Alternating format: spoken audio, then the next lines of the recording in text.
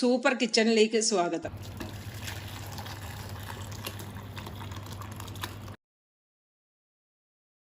ഇന്ന് ഞാൻ തക്കാളി രസവും പാലക്കിൻ്റെ സബ്ജിയാണ് തയ്യാറാക്കുന്നത്. അപ്പം നമുക്ക് തക്കാളി ഒന്ന് വേകാനായിട്ട് വെക്കാം. തക്കാളി രസത്തിന് അതിനായിട്ട് ഞാൻ 1 കിലോ തക്കാളി എടുത്തിട്ടുണ്ട്. ഇത് 1 കുടം വെളുത്തുള്ളി പൊളിച്ചെടുത്തതാണ്, അത് ഇടുക. 4 പച്ചമുളക്, പിന്നെ മല്ലിയിലയുടെ തണ്ട്. ഇല നമുക്ക് ലാസ്റ്റ് ചേർക്കാം. ഇതിൻ്റെ തണ്ടുണ്ടല്ലോ, ഇത് വേസ്റ്റ് ചെയ്യേണ്ടത് ഇതിലേക്ക് കൊടുക്കാം. ഇല്ല ചുമ്മാ തന്നെ. 1 ടീസ്പൂൺ ഉപ്പ് ചേർക്കാം. വെള്ളവും ചേർത്ത് ഇതാദ്യം വേകാൻ വെക്കാം. തക്കാളിയുടെ നിലക്ക വെള്ളം വെച്ചിട്ടുണ്ട്.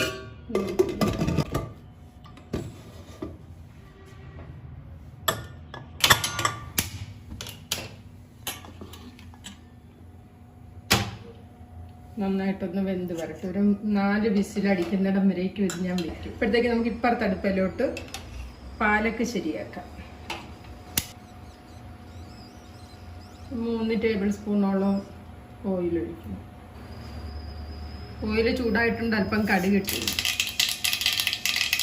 അല്പം നല്ല ജീരകം എല്ലാം പൊട്ടി വന്നിട്ടുണ്ട്.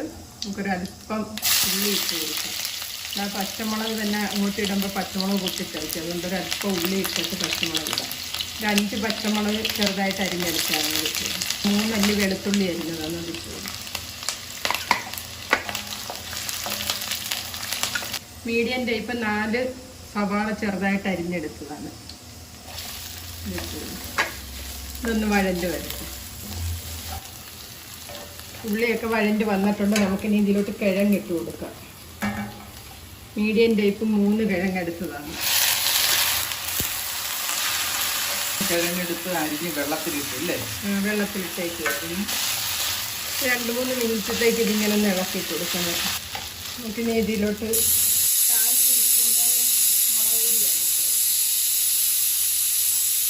1/4 ടീസ്പൂൺ മുളക് പൊടി ഇട്ട് 1/4 ടീസ്പൂൺ മഞ്ഞൾപ്പൊടി ഇട്ട് നമുക്കിനി ആവശ്യമായിട്ടുള്ള ഉപ്പ് കൂടി ഇട്ട് കൊടുക്കാം. എന്തൊക്കെ ഇട്ടിപ്പോൾ? 1/4 ടീസ്പൂൺ മുളക് പൊടി, 1/4 ടീസ്പൂൺ മഞ്ഞൾപ്പൊടി, ആവശ്യത്തിന്. നമുക്കിനി ഈ പാലക്കലയും കൂടി ഇട്ട് കൊടുക്കാം. ഞാൻ 2 കെട്ട് ഇല വാങ്ങിച്ചതാണ്, അതുകൂടി ഇതിലേക്ക് ഇട്ട് കൊടുക്കും. ചെറുതായിട്ട് അരിഞ്ഞെടുത്തതാണ്.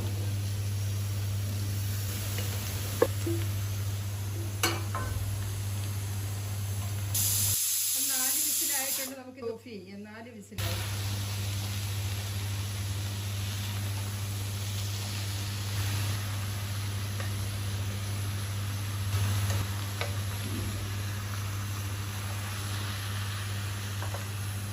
ഞാനിത് തക്കാളി ഇടാനങ്ങ് മറന്നുപോയി. ഉള്ളി വഴറ്റി കഴിഞ്ഞ ഉടൻ തന്നെ തക്കാളിയും കൂടി ഇടേണ്ടതായിരുന്നു. ഇനിയിപ്പം മറന്നുപോയി ഞാൻ, അതുകൊണ്ട് ഇപ്പം ഞാൻ ഇടുക ഇതിലോട്ട്.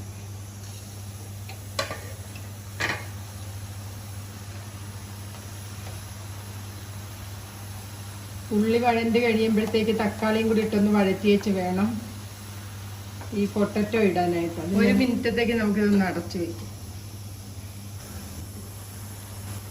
ഇളക്കി കൊടുക്കണം.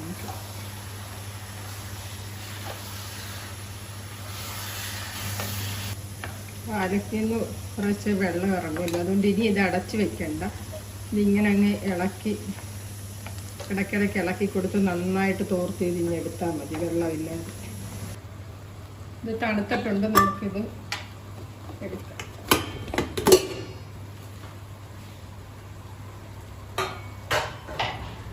ഇത് നന്നായിട്ടൊന്ന് ഉടച്ചു കൊടുക്കണം.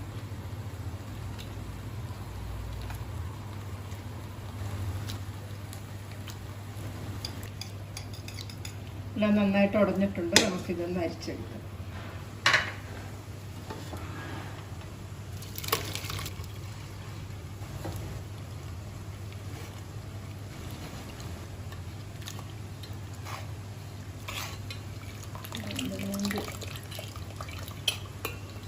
നന്നായിട്ട് ഇങ്ങനെ പ്രസ് ചെയ്ത് ഇതിൻ്റെ ജ്യൂസ് മൊത്തം എടുക്കണം. അത് കഴിഞ്ഞിട്ട് ഇതങ്ങ് കളയാം.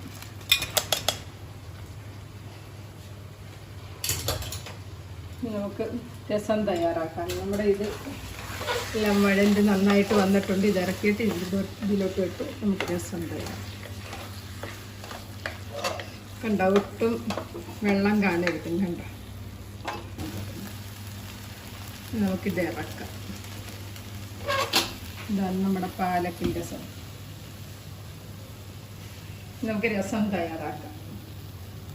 2 ടീസ്പൂണോളം ഓയിൽ ഒഴിച്ച് കൊടുക്കാം. അപ്പം കടുക് ഇട്ട് കൊടുക്കും.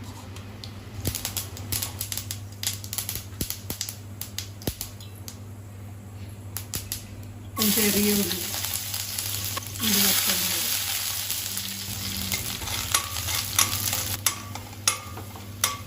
ഫ്ലെയിം നന്നായിട്ട് കുറച്ച് വയ്ക്കാം. നമുക്കിത് കരിയരുത്. 1 ടീസ്പൂൺ രസപ്പൊടിയാണ് ഇതിട്ട് കൊടുക്കുന്നത്. ഇതിൽ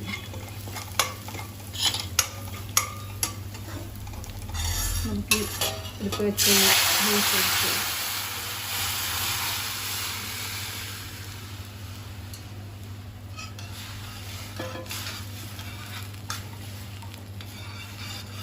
രസപ്പൊടി തയ്യാറാക്കുന്ന വീഡിയോ ഞാൻ ഇട്ടിട്ടുണ്ടായിരുന്നു. ഇതിൻ്റെ അകത്ത് നമുക്കുള്ള കായപ്പൊടി എല്ലാം ചേർത്തതാണ്. പക്ഷെ എന്നാലും ഈ പൊടി ഇരിക്കുമ്പോഴത്തേക്ക് കായത്തിൻ്റെ സ്മെല്ല് കുറച്ച് പോകില്ല. അതുകൊണ്ട് അല്പം കായപ്പൊടിയും കൂടി ഇതിലോട്ടിട്ട് കൊടുക്കാം. നമ്മളിതിൽ ഉപ്പിട്ടതാണ്. ഉപ്പൊന്ന് നോക്കിയിട്ട് ആവശ്യമുണ്ടെന്നൊരു ഉപ്പ് ഇട്ട് തിളച്ചിട്ട് നമുക്കിത് ഇറക്കാം. രസമെല്ലാം തിളച്ച് വന്നിട്ടുണ്ട്. ഒരു 3-4 മിനിറ്റത്തേക്ക് തിളപ്പിച്ചാൽ മതി. നമ്മുടെ രസം തയ്യാറായിട്ടുണ്ട്. നമുക്കിനി സ്റ്റവ് ഓഫ് ചെയ്ത് ഇപ്പം മല്ലിയിലയും കൂടി ഇട്ട് കൊടുക്കാം. ഇതാണ് നമ്മളെ തക്കാളി രസം. ഇത് സെർവിങ് ഡിഷിലേക്ക് മാറ്റാം. ഇതാണ് നമ്മുടെ രസം. കണ്ടോ?